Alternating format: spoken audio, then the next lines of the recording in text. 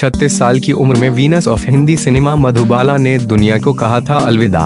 हिंदी फिल्मों की सबसे हसीन अदाकारा मधुबाला को उनकी खूबसूरती के चलते Venus of Hindi cinema, Venus of Indian cinema कहा गया।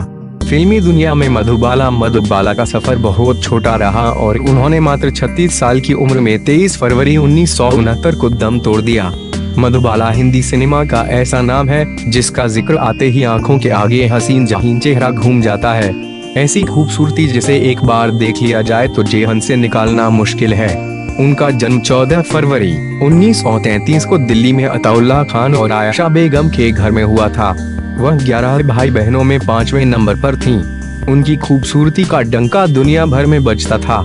घर की जिम्मेदारी उठाने के लिए उन्होंने कम उम्र से ही काम करना शुरू कर दिया था। 1942 में बसंत फिल्म से उन्होंने अपने बॉलीवुड करियर की शुरुआत की थी। 9 साल की उम्र में उन्हें बेबी मुमताज का नाम दिया गया।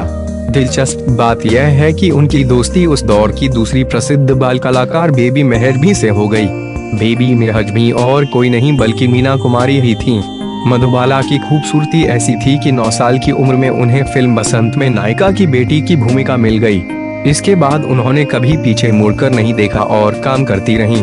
हालांकि उनका जीवन कभी भी आसान नहीं रहा। मधुबाला ने नीलकमल से बतौर लीड एक्ट्रेस हिंदी फिल्मों में डेब्यू किया। मधुबाला का फिल्मी करियर जितना सफल रहा था, उतनी ही परेशानियां उन्हें अपनी निजी जिंदगी में झेलनी पड़ी थी। मधुबाला का नाम डायरेक्टर कमल अमरोही और दिलीप कुमार से जुड़ा था। मधुबाला ने 1949 में कमल अमरोही की फिल्म महल में काम किया था, जो उनके करियर का टर्निंग पॉइंट साबित हुआ था। इसी दौरान उनके बीच प्यार की शुरुआत हो गई, लेकिन कमल पहले से शादीशुदा थे और कुछ समय बाद मधुबाला और कमल का रिश्ता टूट गया।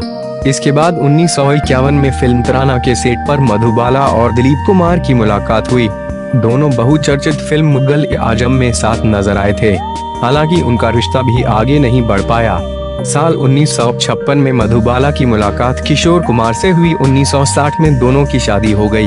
मधुबाला के दिल में एक छेद था और इस बात का पता उन्हें 1950 के दशक के मध्य में फिल्म मुगल ए आजम की शूटिंग के दौरान लग गया था। लेकिन अपने बड़े परिवार की जिम्मेदारियों के तले दबे होने के कारण और अपने करियर की बुलंदी पर होने की वजह से मधुबाला ने इस गंभीर बीमारी को गंभीरता से नहीं लिया।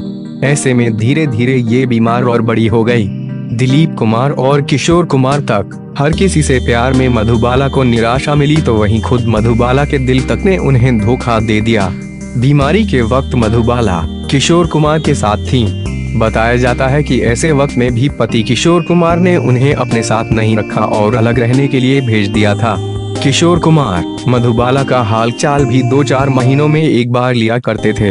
अपने बुरे वक्त में भी पति से दूर होने के कारण मधुबाला दुखी रहने लगी थीं।